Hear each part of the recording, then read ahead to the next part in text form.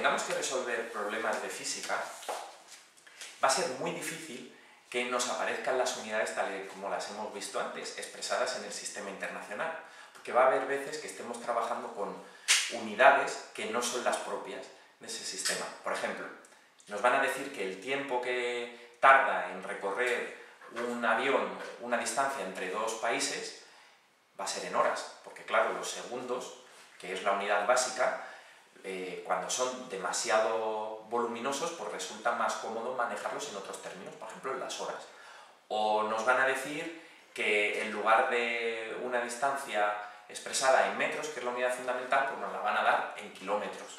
Entonces, nos vamos a ver obligados, cuando estemos trabajando en física, a hacer una transformación, a hacer un cambio de las unidades en las que nos den los datos a las unidades del sistema internacional, porque todo nuestro funcionamiento, todas nuestras fórmulas van a estar basadas precisamente en el sistema internacional. Vamos a ver esto con un ejemplo.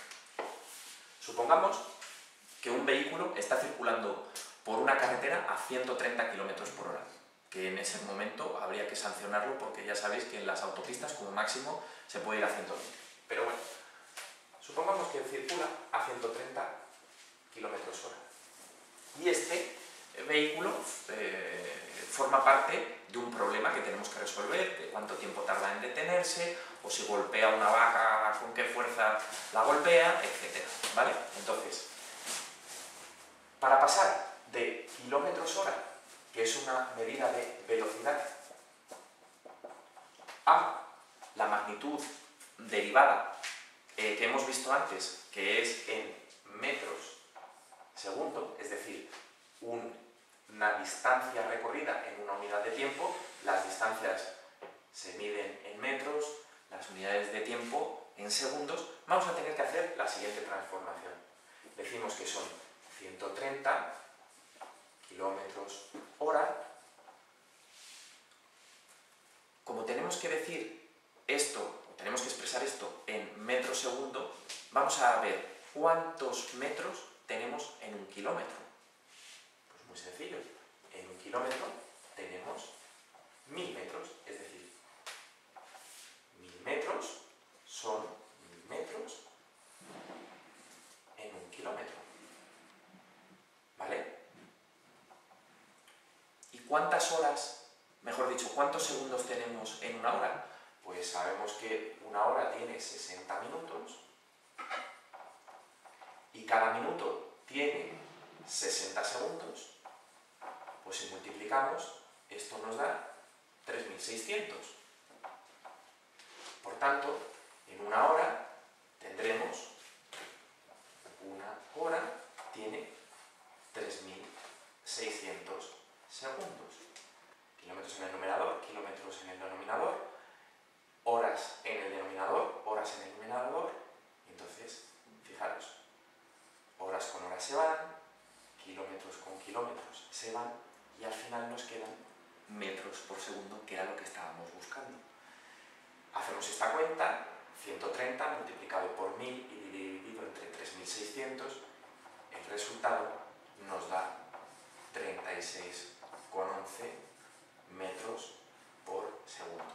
Entonces, lo que tenéis que hacer siempre que os pidan un cambio de unidades, sea esta o sea cualquier otra, es ver cuáles son las relaciones, estas serían las relaciones, entre la unidad que os piden, entre la unidad, que os proporcionan y la unidad que queremos obtener. Y la colocáis de la forma en la que convenga. ¿Vale? Si queremos pasar luego después de kilómetros, de metros segundo a kilómetros, pues sería justo al contrario. Pero en este caso, nosotros vemos que tenemos kilómetros aquí, pues sabemos que 1000 metros es un kilómetro. Lo vamos a colocar de manera que estén los metros en el numerador, los kilómetros en el denominador, porque nos interesa en este caso. ¿Vale?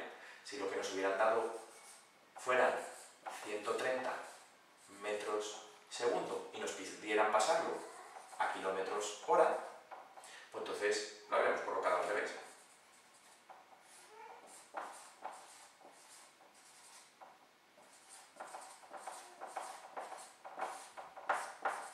¿De acuerdo? Va a depender de la magnitud y a dónde queremos llegar.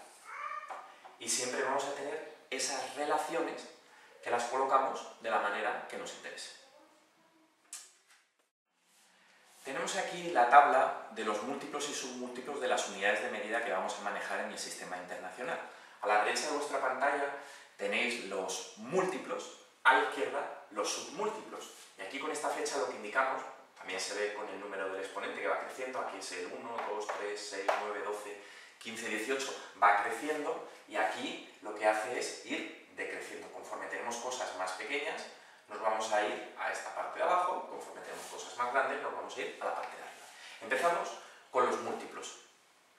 Los múltiplos se van a utilizar para no tener que decir, pues tiene 10 millones, 100 millones, 1000 millones, 1 billón, sino que utilizamos un prefijo que lo que nos hace es representar ese número de forma mucho más compacta. Por ejemplo, si tenemos 10 metros, podemos decir que tenemos 10 metros, o podemos decir que tenemos un decámetro, un decámetro.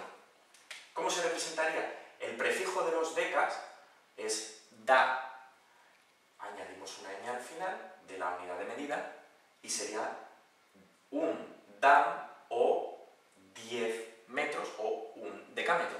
Nos pasa igual con los hectos, que serían para los cienes, los miles, 10 elevado a 3, que serían los kilos. ¿Vale? Un kilómetro, un hectómetro, un decámetro.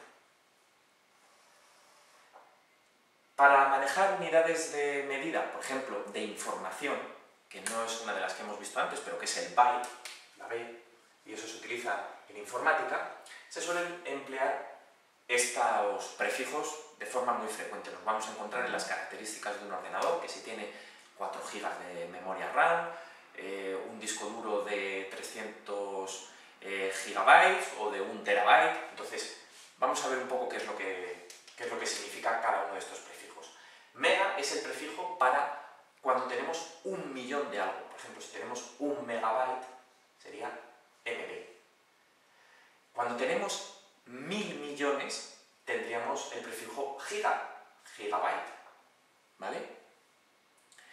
Estamos viendo, por ejemplo, que los discos duros de los que van acompañando a los teléfonos pues tienen 8, 16, 32, 64 gigabytes. ¿Vale? Como ejemplo. Los teras serían cuando tenemos 10 elevado a 12, que es 1 billón. Es un 1 seguido de 12 ceros. Es cuando tenemos 1 billón. Los discos duros ahora mismo externos, en el año 2012, finales de 2012, son de 1 terabyte, 2 terabytes, es lo que se está vendiendo.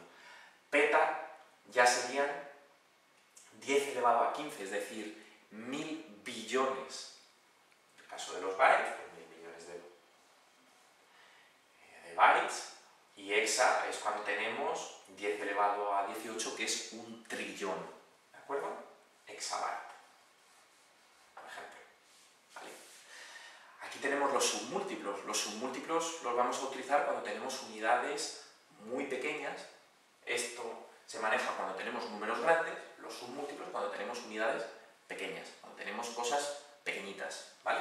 Entonces, deci, centi, mili, por analogía deca, hecto, kilo, ¿vale? Pues 10 elevado a menos 1, 0,1, ¿vale? Esto sería 0,1, el centi 0,01, el mili 0,001, 10 elevado a menos 3, ¿vale? Ya nos pasamos, por ejemplo, aquí a micros, micro 10 elevado a menos 6, nano 10 elevado a menos 9, pico 10 elevado a menos 12, femto 10 elevado a menos 15, ato 10 elevado a menos 18.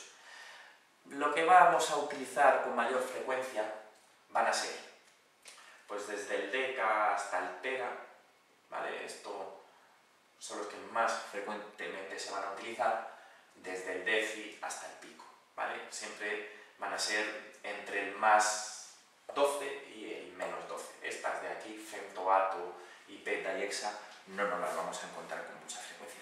Es bueno que lo conozcamos, pero no son de las más habituales.